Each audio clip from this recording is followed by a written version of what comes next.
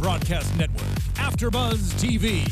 Over 20 million weekly downloads in over 150 countries, and your #1 source for after-show entertainment.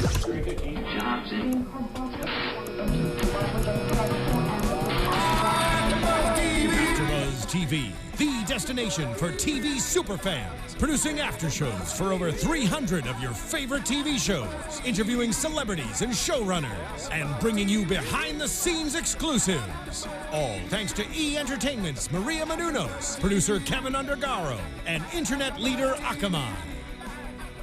Now, let the buzz begin! Hey there, little Red Riding Hood. This song. Looking good. Welcome to the Blacklist AFTERBUZZ After Show. This song. It's Little Red Riding Hood. It's red and hood in the title. Hood. It should be hoodie. Little Red Riding Hoodie. Little Red Riding Hoodie. Welcome to the Blacklist AFTERBUZZ After Show, folks. We're here. We got a lot of things happening. The first thing is this is our Halloween costume. Yes, it is. We struggled on what we're going to be for Halloween. Yep. And we decided we would go in disguise. Which means just like Liz. Slap on a hoodie, folks.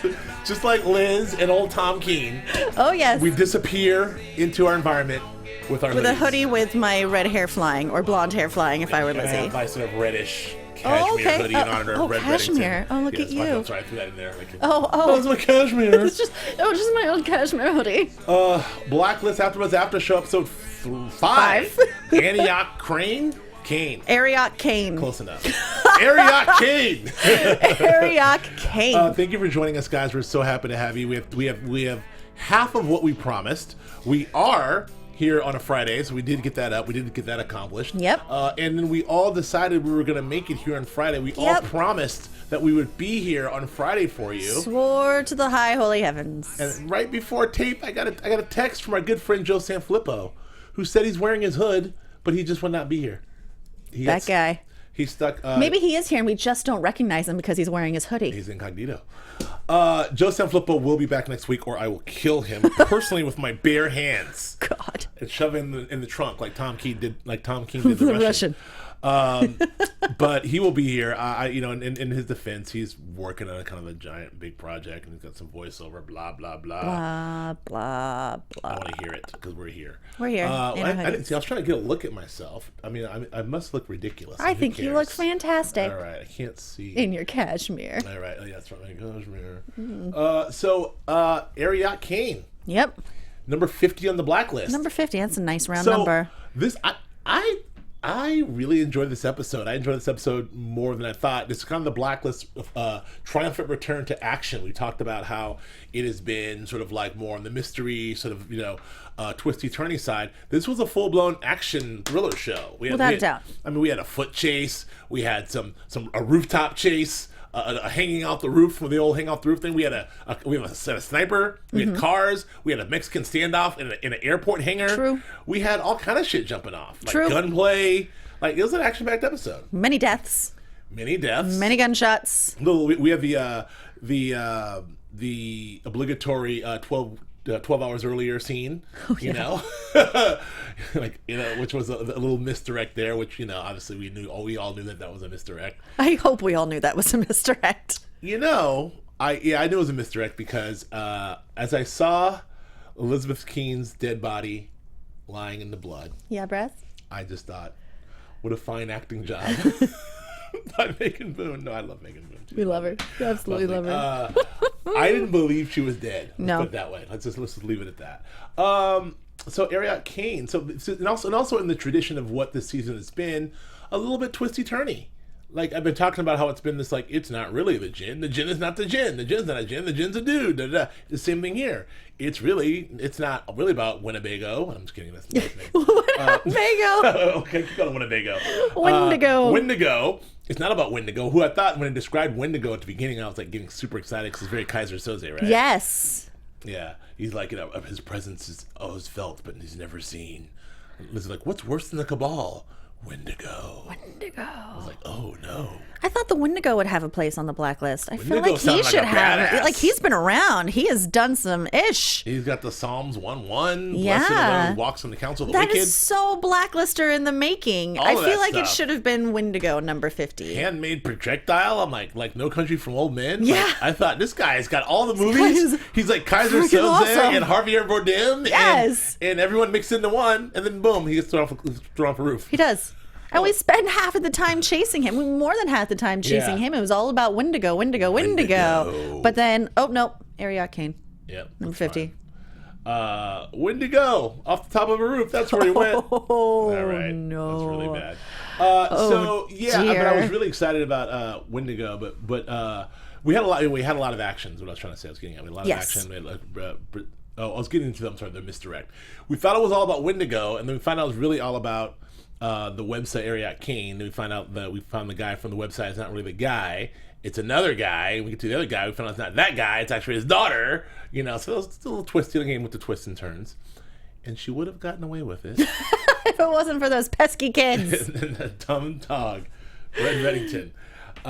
So what did you think of this episode? Because I talk a lot and I talked a lot. I want to hear from you. I like it when you talk a lot. Is that right? I enjoyed this episode. I wouldn't say it's my favorite episode of this season, but it was still action packed and Yeah. it was fun and it definitely took us for a ride. I was enjoying, we talked a lot last week about these kind of focused storylines, story plots that we're following when we're talking about Tom or Liz and Reddy. Yeah. Liz and Reddy. You know, Reddy. Red on the seat. my guy, This is Reddy what you get when you Reddington. get me Friday in the morning. Already. Liz and Reddy. It's my pet name for Yes, him. sure. I really was loving the stuff with Resler this episode. Yeah, they have a lot for Resler to do this time. yeah, He got some acting there. Yeah, so it was a fun episode. Yeah. You like the action packed ones.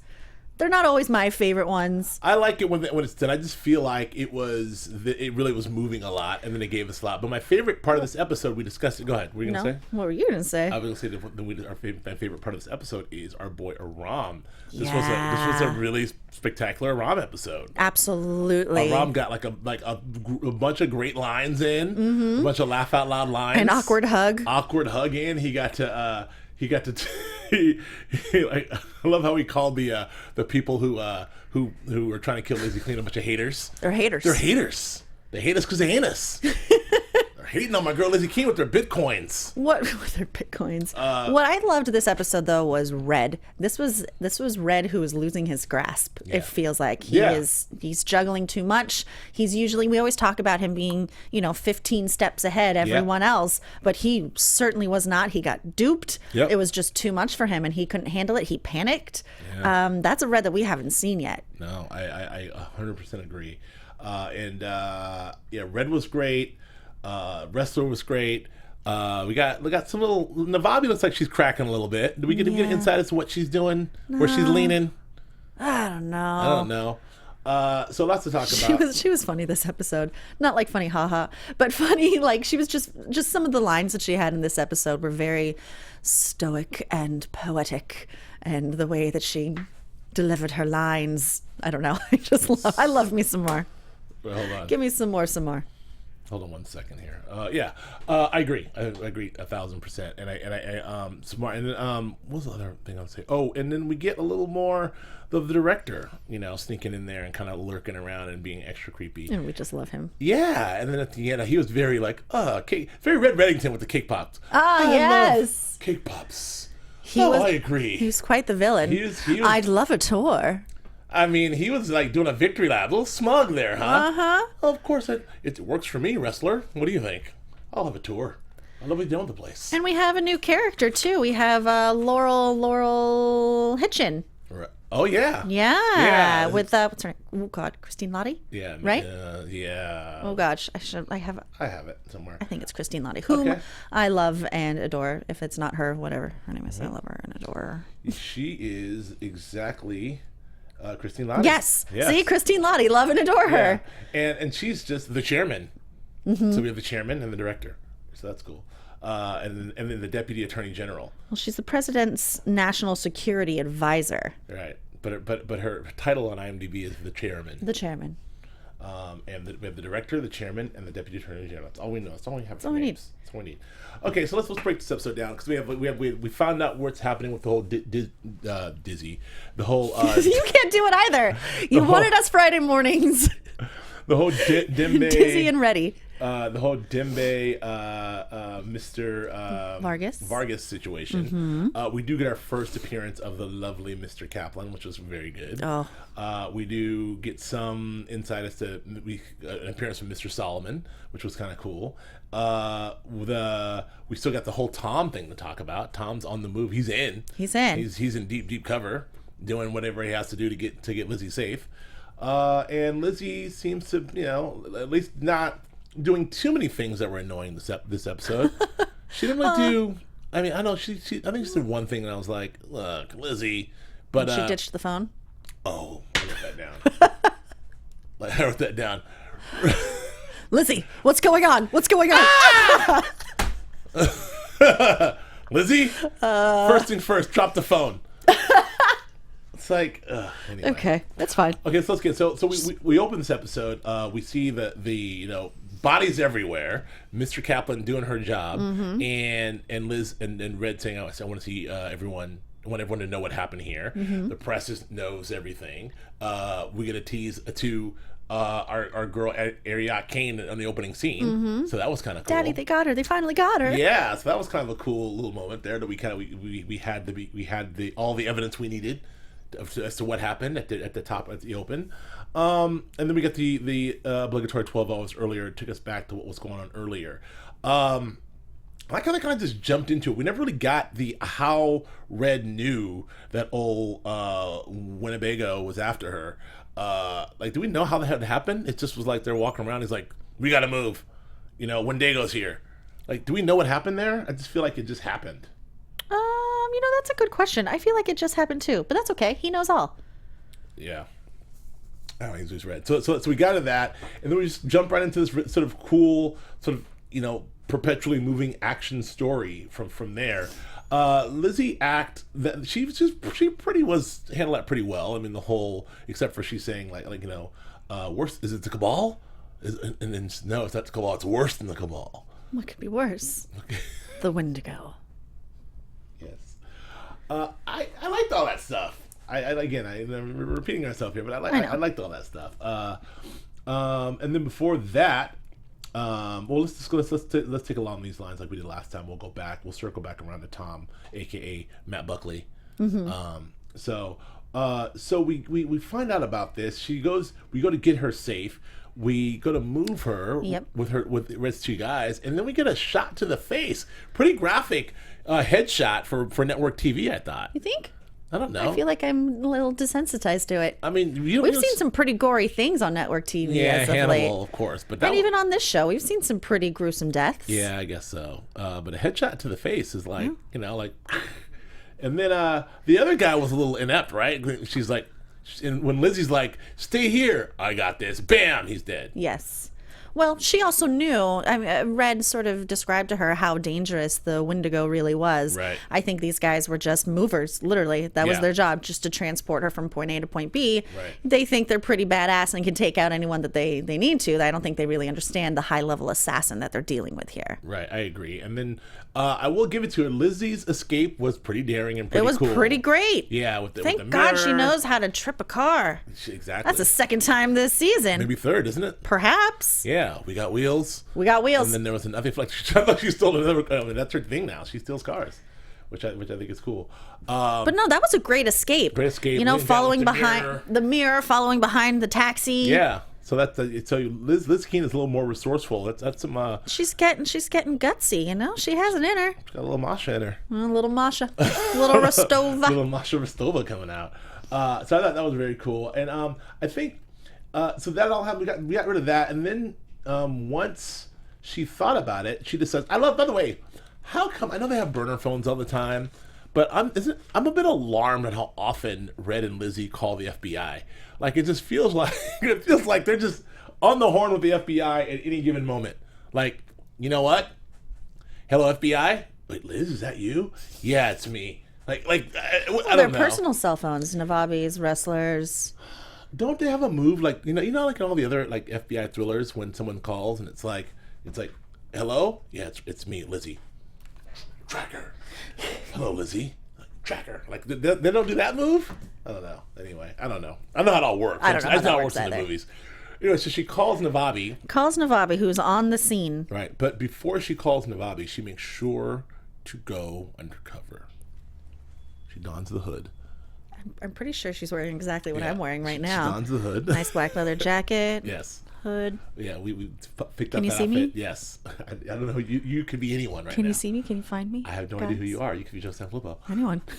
So she dons the hood and goes incognito, which is totally, and then calls Navabi, and gives her the evidence. What is she? I'm sorry. So she calls Navabi because she was sort of piecing it together. Because remember, she was an FBI agent, piecing Right. together where the shots came from, that there's a hotel there, sort of Yes. giving her a little help in finding this Windigo guy. Right. And Navabi finds the bullet with the Psalm 1:1 on it, Yep. which was pretty great that she knew what it was, which was, "Blessed is he who walks not in the counsel of the wicked." That's right. And she also says you have to take responsibility for what you've done. This is sort of going back to Navabi from the last episode, or maybe it was 2 episodes ago, where she's not really Team Lizzie. She's all about, crime and punishment. Don't you think you should turn yourself in for what you did? And she says, yes, but not, or take responsibility. Yeah. And she says, I do, but not for the things that I didn't do. Ooh, in your face, Navabi. Boom. She'd never come back for that. No, she didn't. She's like, dude, I gotta go. Like, so I will reiterate this. The creation, I feel like it was a waste of a character / blacklister in the Windigo. Is that his name? Windigo. The Windigo. That's, the Windigo. I like the idea of like the mythology they created around him was very cool. Absolutely. I love the Yeah. way that they described him. He was the myth of a nameless assassin. That's cool. Yeah. That is a blacklister. The bullet and that thing. I was Yes. getting so excited. I was like, the He Windigo. hunts targets that he deems unfit for society. This is a blacklister, guys. Yeah, homemade projectiles. Psalms 1:1. Totally. Ooh, anyway, so well. so they end up tracking him down or tracking him to. Well, then they go ahead. Before that, can we talk about Lizzie and Red reuniting? That Oh. moment in the car, Yeah. that hug, the panic between the both of them. Yes. I'm Yeah. fascinated by that. Yeah. That this is kind of like what I want to get to with Mr. Solomon's kind of Yes. his talking to the audience, essentially talking to Joe Sanfilippo, talking to all of us out here, sort of saying like, some people think you're mother and father, daddy, whatever. Daddy, daughter, Daddy, May, daughter. September. Sometimes May, September. I think it's I a little think both. a little bit of both. I'm like, oh. Oh, do you, Yeah. Mr. Solomon? Mr. Solomon. And yeah, he. What did you make of that? Because it felt like a little bit of both. I don't know. I mean, Or I is was it the way? Is it watching- the way Megan Mood played it, or is it the way? You mean that one moment, or what do I think their relationship is? Well, that moment in the car when she's like, that moment the was. bullets were so close, I could hear them whizzing by. It's okay, dear. I know. They whiz. They whiz. Pat. Yeah. Was that I'm like? here. That was very parental, and also It was very parental. Also a little like I don't know. I don't know. But I was watching very closely his reactions to Dembe throughout this whole episode, and that was very parental. Right. That was way more parental than I've ever seen him be towards Lizzie. Sure, especially that their embrace at the end there, that was really cool. So yeah, I don't know, man. I thought that was a little something. It was something. A little something. I don't know exactly what that was, but so we'd have that moment and they get reunited. And then, but I do like the whole finding out about when they find out about the site itself, the Navabi and Aram conversation about the site. The Dead Not Alive site. Yeah, is it deadnotalive.com? What's it called? .org, I think. .org, yeah, .org, which is a horrible name, which is also like Dead Not Alive. yeah, .org, and then I was like, is that the name? Almost like they're making fun of itself, but also a hint that this is created by maybe a little girl, because it's like that's a dumb name.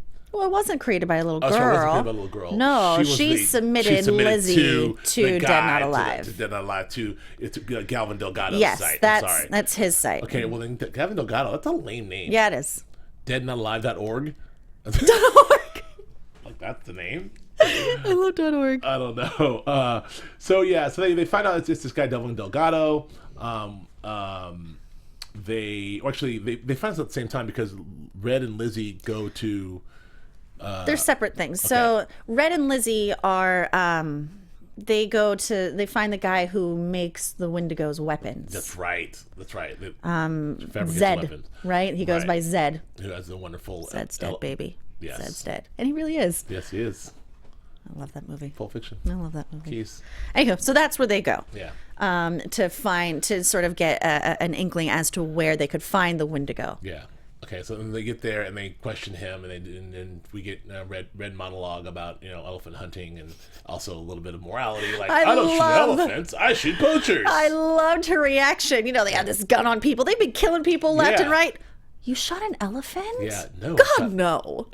I shot a poacher. Like, oh, okay. Boom, boom, boom. I got it. So that's.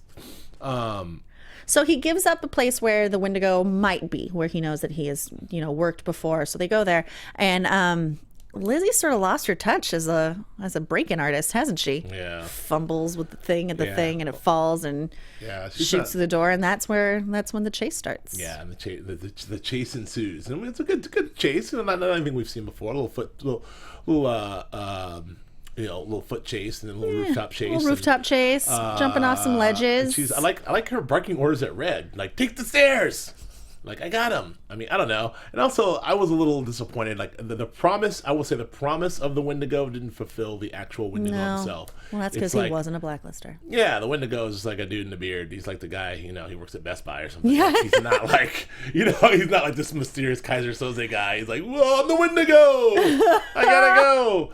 And I was like, I don't know. I was a little disappointed in the actual. And Wendigo. he didn't really have any information. No, he was just an assassin. He's sitting there hanging off of a ledge. Yeah. And and he says, tells Red, "I'm not the only one. They're coming after you." Yeah. And that's it. Which I love as a twist because again, that's another sort of the way they're plotting out these scripts are interesting. All these twists. It's like not only first they say the super assassin of all assassins is after Lizzie and he will not stop, a la Terminator, until she's dead. And then they find him, they're like, phew, got him out of the picture. And it's like, actually, every super assassin won't stop until they get you. That's because you're on the list. And it's like, oh, I thought that was kind of a cool twist. And then her looking around and seeing, like, guys in baby carriages and weird people putting things in trash cans. I like that. I like the way they I like that too.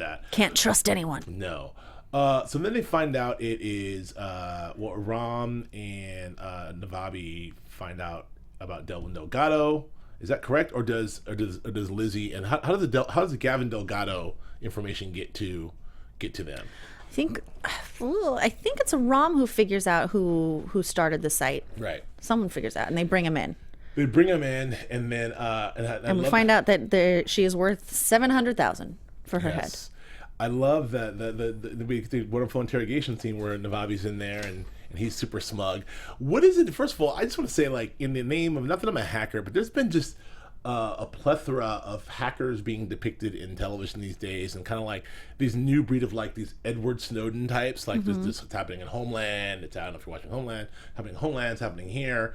Mr. Robot's a hacker. So like, I one thing I hate is like, I don't know. I feel like they never sort of get these types right. They're always. I didn't like the way they presented Gavin Delgado. Not that he was righteous or not righteous, but he's clearly supposed to be like a freedom of information. Like, hey man, I just want to put my job is to put all the information out there, and people can do what you want with them.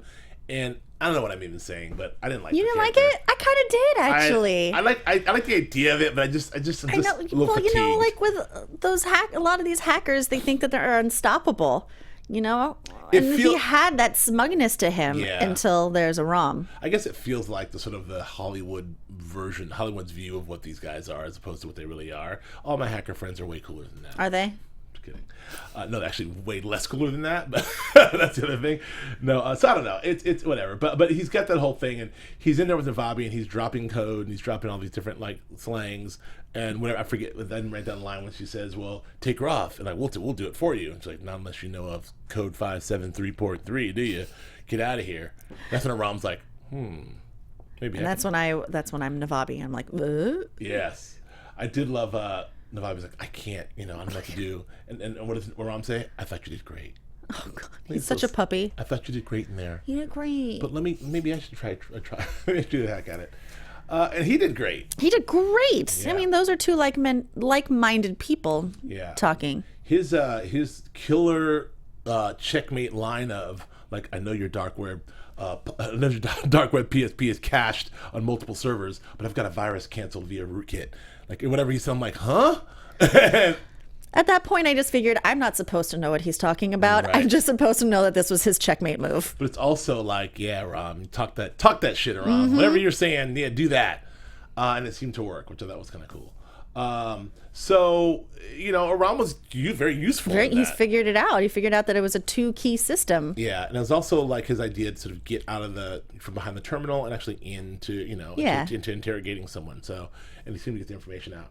So then, Liz and Red sort of figure out the same thing, that they go back and double back to Zed's crib. Zed's place. And this is when I see it. I get a real sense that like you forget that Red is not effing around. He's killing folks. He pushed Windigo off the ledge. Windigo. He came in there and he got the information from Zed and popped Zed. Like he's killed. Red killed like 3 or 4 people in this episode. Probably more. Right. This is desperate Red. Yeah. When you can't trust anyone, everyone is after Lizzie. There's a price on her head.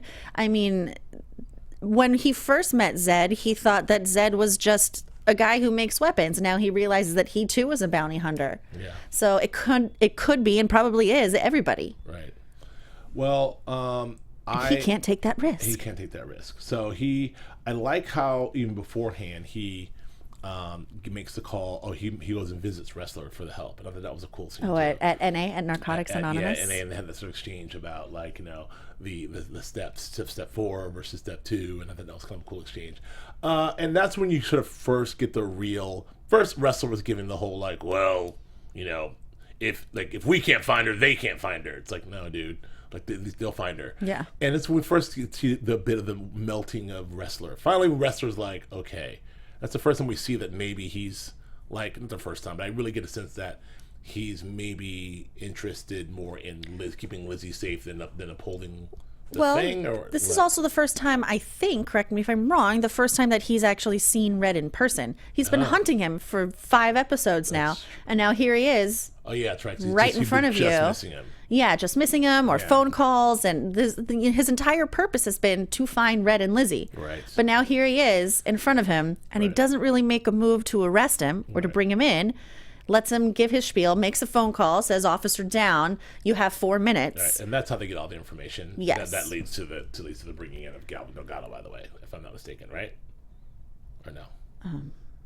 Maybe. I don't know. Okay. I don't know. But it was a big turning point for Resler, right? I believe. Right, I agree too. And a little confusing why he didn't make a move. So we have all of that, and that was this was all happening within the course of 12 hours. So that's why this is sort of a breakneck episode as to what happened and how and why. So once they got through all that, they realized that they're on the run and trying to shut down the guy. He goes and kills the other guy in cold blood. The Zed. Then it's time to go in. It's time to meet up with Dembe, who's used a protocol. Yeah, Dembe has made contact using protocol, so they have to meet with him. But it's not Dembe, of course. It's good old Mr. Vargas. Mr. Vargas, who, Pee-wee. God. Not MF. That guy. Yeah. And I like that scene, when he calls up and it's really Solomon on the line, and they go to the hangar. I sort of like that scene. I liked everything about that misdirect, and I like the idea of them getting to the hangar and then Mr. Solomon showing up and there being a standoff. I quite enjoy that. It's kind of a little corny and cliche as it was. I kind of enjoyed that sequence. Them putting their weapons down, them starting to torture Lizzie. I'm not quite sure of the plausibility of the rescue of Dembe driving the guy in and coming in and boom, boom. John Wicking everyone down, pop, pop, pop, pop, pop. But I loved it. I thought it was cool. I loved it too. I loved it. I really did. Still don't understand what Lizzie's purpose is in general. Yeah. I'm a little confused. Well, Mr. Solomon came in, he said like a lot of things, and I don't know I don't know. What is her purpose? I don't know. To get to Red? But he has her. He has him now. Anywho, I don't know. I was a little confused because he was just going to kill her right there. Right.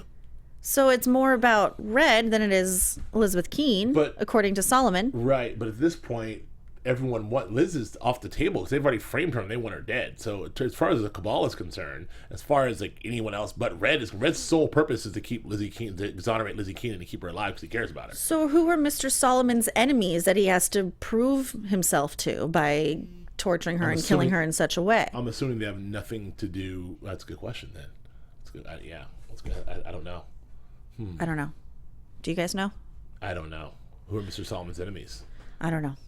If not Red. Were you surprised by Red like I was that he wasn't on to Mr. Vargas?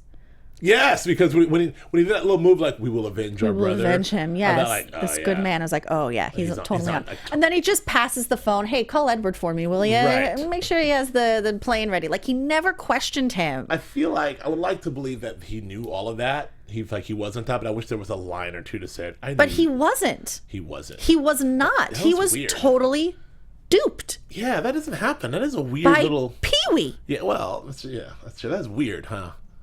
I don't. I was hoping that maybe it was like a double undercover sort of thing, and Vargas was really working for Red the whole time. That's what I thought. But it wasn't so. No, because he just shot him. And yes. Bam, cold-blooded. Yes. Shot at cold. What have you done? When he says, "Where's Edward?" When he said, "Where's Edward?" I was like, fudge. Yes. He doesn't know. Yeah. They're not in on this together. That's a bummer. Fudge. Or when he shot, I was actually okay with it until he shot him, and I'm like, oh well, fudge. I'm like, and this is where Pee-wee goes, did I do okay? But like, you didn't have to shoot me that hard. But no, he just shot him dead. So, yeah, I mean, you're right. It's very out of character, but this was a lot of out of character for Red in this episode. Yeah. This was Red over his head. What do you make of this? Okay, so Red over his head. I like that. Mm-hmm. So that was, we had a lot of that. So then after that, we find out that the only way to get to get Lizzie off this list is for her to be dead. And so they decide to fake Lizzie's death, which brings us to the opening. And they bring in Mr. Kaplan, and they lay her down, and they pose her up. And through some spectacular acting, Liz Cain pretends to be dead. Plays dead. And they take the pictures, and it's all over the press. And the little girl, who we'll call her AC for now, was very elated. They get the IP address. They go to the place.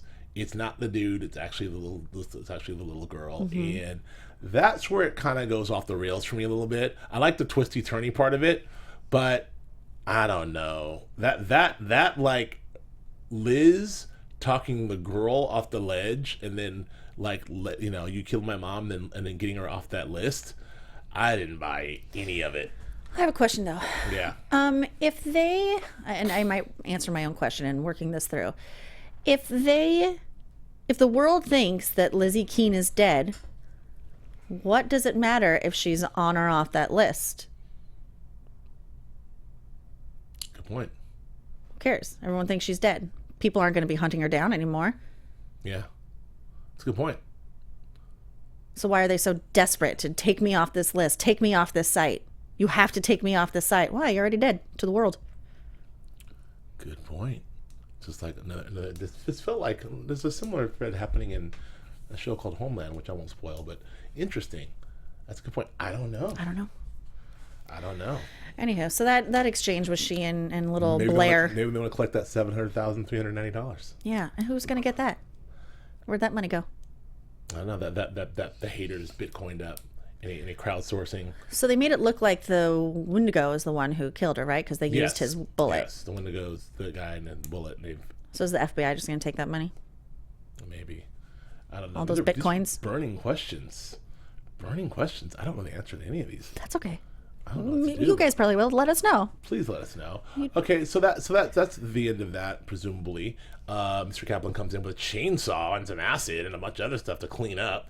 That's the first time we actually really get to see her. Oh, I love her. Start to get going at work, but let's shift gears back to Tom. I'm just looking at the loose ends section of the EW recap, and they said that the 14-year-old girl with the pink highlights is number 50 on the Blacklist. Yeah. I don't know. I agree. Yeah, I don't know. It says, so who put Liz's body page up? Haters, according to Aram. Haters is the best. Haters, bro. Yeah, haters, bro. All right, I can only say that when I'm wearing a hoodie, by the way. Let's go back to this whole Matt Buckley thing. So, okay. Tom turns into this guy, the fake guy. I forget his name. The rich guy name that was fake. Asher Sutton. No, Asher Sutton is the guy, but what was Tom's name before he was Buckley? I forget. Anyway, so he turned into that guy, gets exposed on purpose by Asher Sutton, turns into Matt Buckley, a townie. Just a townie, kept his accent a little bit. And a little bit. Now, who's hotter? Is the fake Tom, the high society Tom with the fake watch, rolling the dice in the tuxedo or in the suit, hotter, or is Matt Buckley the townie who's a little rough around the edges? Like what's the hotter Tom Cain? Well, it's the same. It's the same guy. No, because one guy was like, yeah, but it's all the same character. He created that character for Asher Sutton to expose him. It's all the same character. It is the same character, but I'm saying like the guy who came in when he's playing the games, talking that big game, is a different type of guy than Matt Buckley. I know, but it's all the same guy. I'm just saying. It's all Matt Buckley. Right. This is like... so it's like uber hot. Okay, got it. There's your answer. There's my answer. It's wrapped up. So he's capable of all kinds of stuff. Yeah. Who knows? Keep you on your toes. Keep a girl on her toes. So he's Matt Buckley. And I don't... So even Cooper's like, so what are you doing? Like, you're doing what now? And what do you think of this whole infiltration plan? I mean, it seems like it's getting thinner and thinner for me. But I don't really know how he figured out that Asher Sutton was the key to finding Ketokut. Like, I don't really know how he put that together. But he's Tom Cain. He's super spy. Like, he knows things we don't know. Yeah. It's just funny to me that this was the only course of action to get into this Russian criminal ring. Right. Cain's good at his job. So Cain's, he is. I trust him. All right. But we meet the fiance. What do you make of her? I think she's all about Tom Cain or Matt Buckley. She was pretty flirty. I don't blame a girl. Yeah. I mean, she's like Asher Smasher. Like, yeah, she's out on Asher. She's very much seems to be about Tom Cain. Yeah. And then I did like the move. The move when he's like, I'll take care of the Russian, and the Russian pulls a gun on Tom, and Tom does the like bang bang and shoots him. That was kind of that was cool. I don't know. I'm in all this whole sort of line, this whole thing. I'm kind of in on it. It's fun. Okay. Don't really get it. I don't know how plausible it is, right. But I'll suspend belief. So let's reverse back to the political what's happening with Resler. So Resler's called to the committee, and gets grilled a little bit. Yep. And the director gets lightly grilled. Not really very grilled. Lightly. And then it's revealed that the director is actually going to come in and start running the shots, and they're all going to cooperate. That they have to cooperate. The first question is, I think we know where the deputy district attorney's if she's the real deal or not. I'm assuming we think a deputy attorney general is the real deal. What do we make of the chairman, Christine Lottie? Hitchin? I think she is definitely errs more on the side of the director and the cabal. Do you think she's on the cabal? Or do you think? She was very, very quick to dismiss it. She was the first one who referred to it sort of as like a 25-year-old stats, and the director referred to it as a relic. Yeah. When they're debunking the whole fulcrum and the whole cabal. I don't know if she's been duped by the director. I don't know that she's a bad guy, because she's like, we're not going to repeat the mistakes of 9/11. Like, she's an interesting wild card. I don't know. But she also, she was so nice to Resler in the beginning and giving him a little swag bag from the bar mitzvah. Yeah. I don't know. And then when he finally gets in front of the committee, then she starts grilling him. And I forget her name, what'd you call it? Deputy attorney? Yeah, the deputy attorney general. The one thing she said to him is, It's just give them the facts. Don't give them any opinions. And she forced him. Hitchin forced him. Did I say that right? Hitchin forced him to give an opinion. Do you think she's innocent? And he kept on trying to say, not my job, not my job. But what do you think? Right. He goes, yeah, I think she's innocent. Right. And I want to bring her in. Yes. And I want to bring her in so she could stand trial because what did he say? Something like there are not 12 Americans who would not see that she was innocent. Right. The worst paraphrase of all time. But you get the gist. I get the gist. So that's that. So it'll be interesting to see how this plays out. But then she was super nice to the director when he was on the stand and let him just say everything about the cabal, the conspiracy, and irrelevant. Yeah, almost like, let's get this on the record. You think she's innocent, right? Let's get this on the record. You think he's a liar. Okay, good. Mission accomplished. Yeah. So, now work together. Yeah, exactly. I'm very suspicious. So we'll see. We'll see how this whole thing sort of plays out. I like the episode, man. We're doing it. Yeah, it was fun. I want to give a shout out to some of our folks. Again, VF Church Musician, Jasmine Delight, Tara K, thank you very much. Performing Guys, Mahogany 1985, of course, Dave 15555, Langley M. Neely, good to see you back. Holistic Health and Healing, of course. Janice Klein, all of our regulars, Rika, which I can never pronounce, Hestia, which I can never pronounce as well. It's great to have you. And I know that Tom versus Jacob. I forgot about Jacob. Hestia brought up that he's actually Jacob. That's right. But I don't know. He's what's his name? Matt. Okay. Soprano Ascends. Christine. William Francis Collette. Jay Thomas. And thank you all for listening and watching and checking us out. Wait, I have to say, Jeremy Richards on Twitter gave some of the best Blacklist cocktails. Oh, yes. He did. What do you say? Some margarita? Yes. It's a good one. Some margarita. So good. And gin and Coke? Gin and tonic. Gin and tonic. Gin and tonic. Aram and Coke. Aram and Coke. Yeah, what was the first one? Some margarita. So good, Those Jeremy. Jeremy. Keep them coming. I love it. Yeah, those were all great Blacklist cocktails. We should start drinking them here. We didn't really get it. I guess in this instance, we didn't get a chance to. The Blacklist wasn't really said that much, right? In this one, not really. We didn't really get because we didn't really know who it was until to the very end. To the very end. We would have been very sober if we did the drinking game. I know, and that's no fun. Arioch Cain. Which, I was wondering where this little 14-year-old girl came up with that name. I wonder it does mean fierce lion in Hebrew. Arioch does. Okay. All right. But I don't know. All right. That's a pretty lofty name for if you say so. 14-year-old girl. And on iTunes, of course. I don't know. What do we have on iTunes? People are wonderful. Joey 1957, thanks. Oh, and Peaches Flossberg, thank you very much. And Tycoon One, and thank you very much. And so, thank you for listening and watching. Oh, this. What? This? What's that? Are we doing this? Nope. Okay, great. That's all we get. Predictions. Your AfterBuzz TV predictions. I predict I'm gonna ask Julie to go first. Oh, shocker. I think this Laurel Hitchin is bad. I think Resler is having a change of heart and is going to work more with Red than the FBI. He's gonna break the rules, which is something we don't see Resler do very often in order to get to Cain. I agree. Maybe he'll even team up with Tom. Ooh. Like, I hate you, but we both love Lizzie. We have to do it for Lizzie.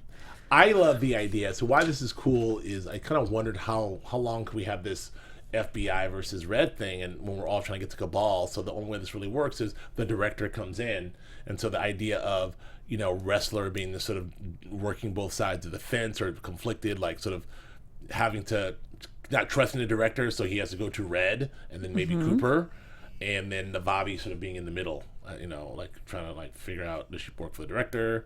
Her loyalties to the Red. I'm so confused. She worked for Red originally. I can't break the goddamn thing. I don't know. Where can the kids find you, Julia? Oh, kids. You can find me on Instagram and on Twitter in my hoodie with my name, Julia Cearley, JuliaCearley. You can find me on Instagram and Twitter and Periscope on at Joe K. Braswell. Our first Friday show.